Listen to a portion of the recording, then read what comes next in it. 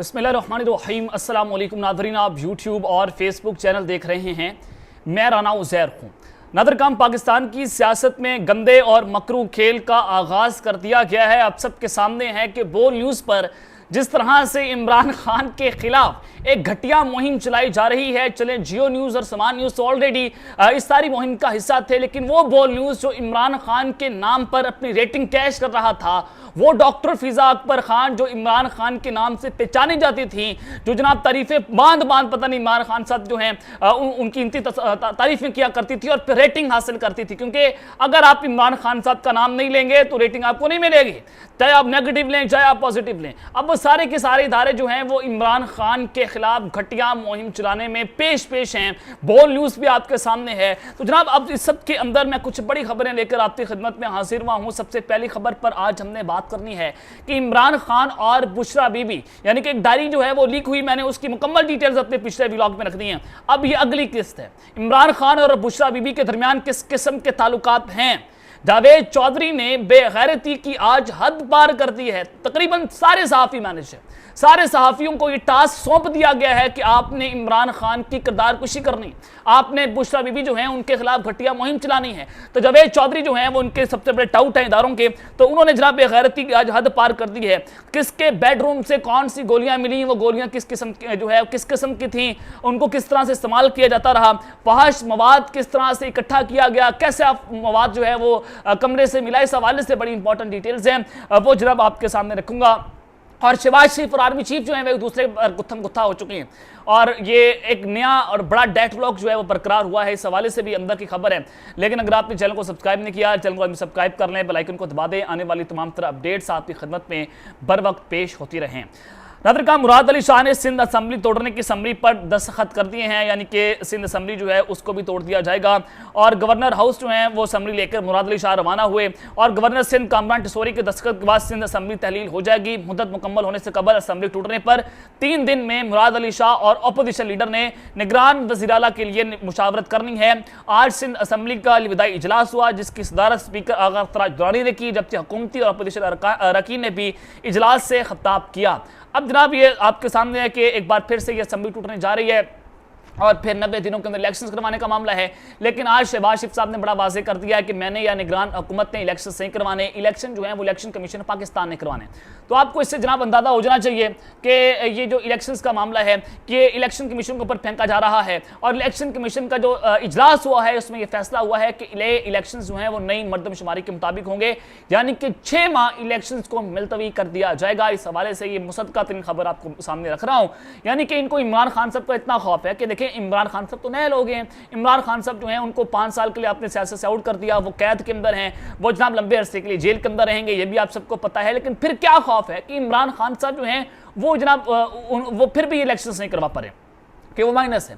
और इमरान खान साहब जेल में वो ऐसे नहीं गए, वो पूरी तैयारी के साथ जेल के अंदर गए हैं। उन्होंने हर जिले के लिए, हर शहर के लिए, हर सूबे के लिए, हर शख्स के लिए, हर कम्युनिटी के लिए हर तरह की वीडियो रिकॉर्ड करवा कर रखी हुई है जो कि जलसों के अंदर चलाई जाएंगी, पूरी इलेक्शन कैंपेन होंगी। लेकिन फिर दूसरी जानिब 14 अगस्त को पाकिस्तान तहरीक इंसाफ में सड़कों के ऊपर निकलना है और पाकिस्तान तहरीक इंसाफ के झंडे निकलने पर पाबंदी लगा दी गई है कि जो शख्स पाकिस्तान तहरीक इंसाफ का झंडा निकालेगा पंजाब के अंदर उसको गिरफ्तार कर लिया जाएगा।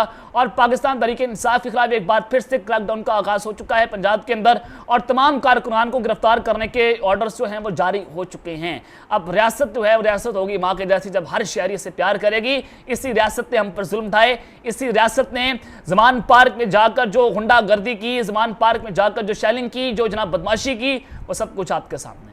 और जो आप सबके सामने कि हज़रत इमाम हुसैन जो हैं उनको आर्दी शिकस्त ज़रूर हुई थी, लेकिन उनकी आर्दी शिकस्त दुनिया भर में याद रखी जाती है। उनको जनाब तारीख का वो हिस्सा है, इस्लामी तारीख का हिस्सा है। लेकिन उसके बाद जो कमबैक हुआ वो भी आपके सामने था। और फिर जनाब दूसरी जानिब शहबाज शरीफ साहब ने जो है वो ये बड़ा वाज़ेह कर दिया है कि अफसोस हुआ कि सुप्रीम कोर्ट ने review of judgment and orders act के केस का फैसला असम्बली की मुद्दत पूरी होने पर दिया है।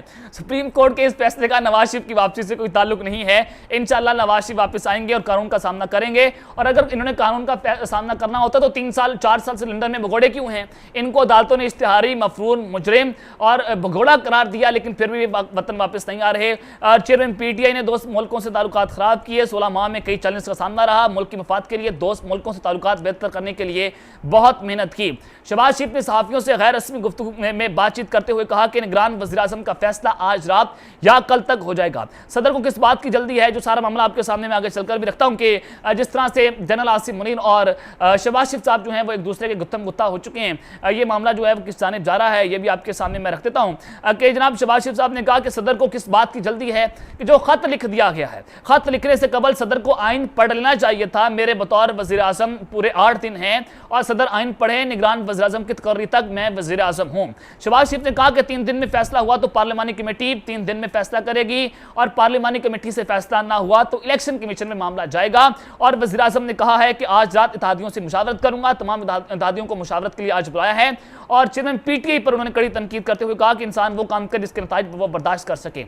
लेकिन जनाब मैं आपको बताना ये चाहता हूं कि ये मामला इलेक्शन कमीशन के पास ही जाएगा और शहबाज शरीफ साहब जो है वो अपने नाम पर अड़े हुए हैं और इस्टेब्लिशमेंट अपने नाम पर अड़ी हुई है। हफीज शेख साहब जो के हवाले से मैं खबर आपको देना चाहता हूं कि वैसे नाम तो सादिक संजरानी साहब का भी चल रहा है, लेकिन ज़राए ने अभी मुझे बताया कि सादिक संजरानी साहब जो हैं उनको निगरान वज़ीर-ए-आज़म नहीं लगाया जाएगा क्योंकि सियासतदान भी उन पर मुतफिक हैं, लेकिन बड़े घर जो है वह हफीज शेख को निगरान वज़ीर-ए-आज़म लगा सकता है। और हफीज शेख इसी वजह से बैरून मुल्क से पाकिस्तान वतन वापस आ चुके हैं, लेकिन इस नाम के ऊपर हुकूमत जो है वो राजी नहीं है, इत्तेहादी हुकूमत राजी नहीं है और वो किसी मुआशिरदान को निगरान वज़ीर-ए-आज़म लगाकर 1 साल के लिए वही आप गैर एलानिया मार्शल पाकिस्तान के अंदर लग जाएगा, टेक्नोक्रेट्स की हुकूमत हो जाएगी। तो जनाब इस सब के अंदर जनरल आसिम मुनीर जो है वो निगरान वज़ीर-ए-आज़म के लिए हफीज शेख को पसंद करते हैं, लेकिन शहबाज शरीफ साहब इनको लगाना नहीं चाहते। अगर नहीं लगाना चाहते तो शहबाज शरीफ साहब जो है फिर किसी को निगरान वज़ीर-ए-आज़म नहीं लगाएंगे और अपोजिशन लीडर के दरमियान और जो है वो शहबाज शरीफ के दरमियान इस डेडलॉक है क्योंकि अपोजिशन लीडर वो पर्ची लेकर आए हैं जो GHQ की पर्ची है,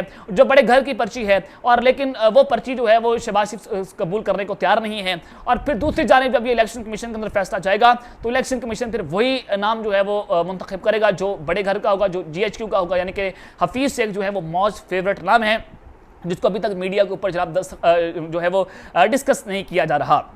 अब जनाब दूसरी जानिब मैं आपको एक और बड़ी खबर देना चाहता हूँ। खबर यह है कि बुशरा बीबी जो है उनकी एक आपके सामने की डायरी लीक हुई। मैं उस डायरी की मुकम्मल डिटेल्स मैं अपने पिछले व्लॉग में तो रख चुका हूं।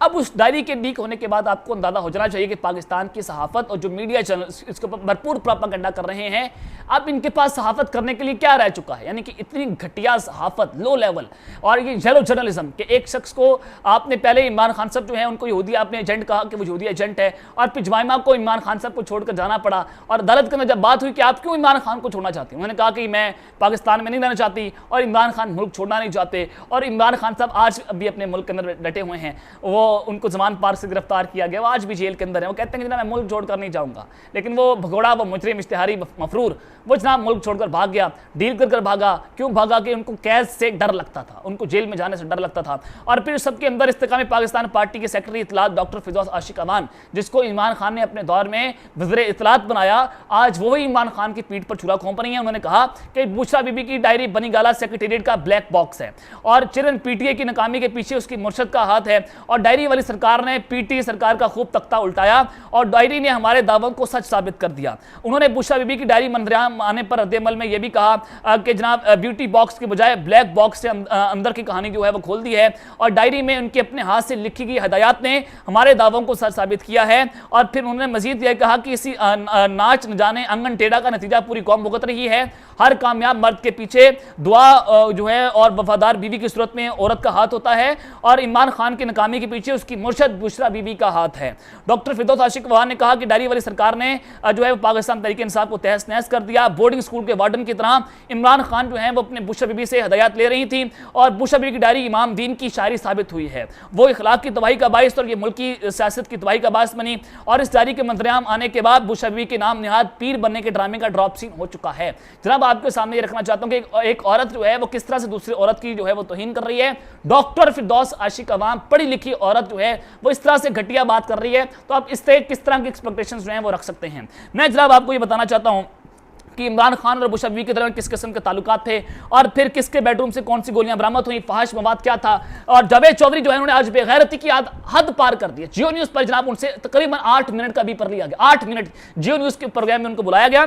इसमें उन्होंने इंकशाफात किए कि मैंने ये डायरी जो है वो खुद देखी है, ये डायरी ग्रीन कलर की है, उसमें इमरान खान साहब को डायरेक्शन दी गई थी कि जनाब आपने मछली कब खानी है, आपने रात 12 बजे दूध पीना है, आपने फलां चीज कब खानी है, पूरा मेन्यू उस पर जो है वो लिखा गया था। और इमरान खान ने क्या दवा करनी है, कौन सी दवा नहीं करनी, नफल कब पढ़ने हैं कब नहीं पढ़ने, ये भी दर्ज था। और जब ये भी मजीद लिखा गया कि इमरान खान साहब जो हैं उनके घर पर जब छापा मारा गया तो ये डायरी बरामद हुई थी। तो जब उनके घर कमरे में दाखिल हुई पुलिस, अब अंदाजा लगाएं कि जावेद चौधरी इसको भी डिफेंड कर रहे हैं कि चादर और चार दीवारी का तकद्दुस पमाल हुआ। हालांकि हमारा दीन तो बताता है कि आप मैदान जंग के अंदर भी औरतों और बच्चों पर तशद्दुद नहीं कर सकते, आप इस तरह से घरों के अंदर नहीं घुस सकते। लेकिन ये जो हाफिज साहब हैं ये हमें वैसे तो दीन की तबलीग देते हैं, वैसे तो बड़ा मजहब इस्लाम मजहब कार्ड इस्तेमाल कर रहे हैं हर तकारीर के अंदर कि जनाब जिहाद है, फलाना है, ये है, हमें ये सिखाने की कोशिश करते हैं। लेकिन इसी हाफिज साहब के दौर के अंदर बुशरा बीबी जैसी औरत के ऊपर इन्होंने तशद्दुद किया, ये तशद्दुद के अंदर आता है जो मैं चीज़ें आपको बता रहा हूँ। और फिर जनाब इन्होंने कहा कि जब पुलिस अंदर गई तो बुशरा बीबी ने इस डायरी को फाड़ दिया, लेकिन वो जो सफात फटे हैं वो भी रिकवर हो चुके हैं। और इस डायरी में बैंक अकाउंट्स, अल्फला अकाउंट और लाइट बैंक जो अकाउंट का भी जिक्र है जो खान साहब के अपने अकाउंट्स हैं। और इसी डायरी में ये भी लिखा गया है कि इमरान खान साहब जलसे के अंदर जाएंगे तो कौन सा गाना चलेगा और कौन सा नहीं चलेगा हम देखेंगे, ये गाना जो है वो ज़्यादा चलाया जाए जलसे के अंदर। और फिर इसमें मामू का जिक्र भी है और बुशरा बीबी और इमरान खान साहब मामू जनरल बादशाह को कहते हैं बकौल जावेद चौधरी, और न्यूट्रल का जिक्र है। और कुछ कोड वर्ड्स भी लिखे गए हैं 171196 और 111790413060, ये कोड वर्ड्स भी इसके अंदर लिखे हुए हैं।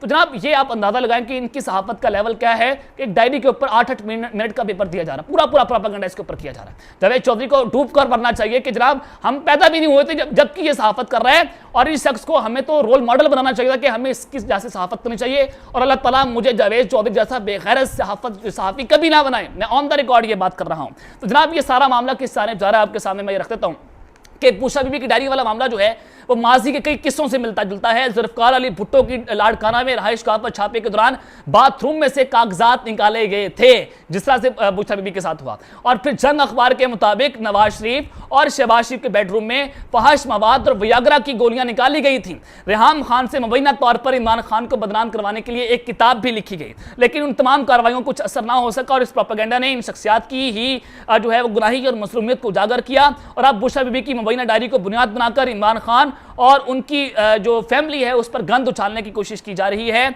और ये कोशिश जो है फिर भी कामयाब नहीं हो पा रही। इस किस्म की भोंडी हरकतें माजी में भी नाकाम हुई हैं और अब भी लोग इसको मानने को तस्लीम करने से इनकारी हैं। तो जनाब आप अंदाजा लगाएं कि जब शहबाज शरीफ और नवाज शरीफ साहब के साथ भी ये सब कुछ हुआ और जुल्फकार अली भुट्टो के साथ भी सब कुछ हुआ, अब इमरान खान साहब के साथ हो रहा है, लेकिन इमरान खान के साथ ज़्यादा हुआ। इमरान खान साहब जो है उनके साथ ज़्यादा ये जो है वो हमेशा से यानी कि जुमाइमा का दौर से लेकर आज तक इमरान खान साहब की हर बीवी के ऊपर जो है कैरेक्टर असैसिनेशन की गई है। तो अब तक के लिए अपना ख्याल रखिएगा और इस ख्याल रखना है। अल्लाह ने के बाद पाकिस्तान जिंदाबाद।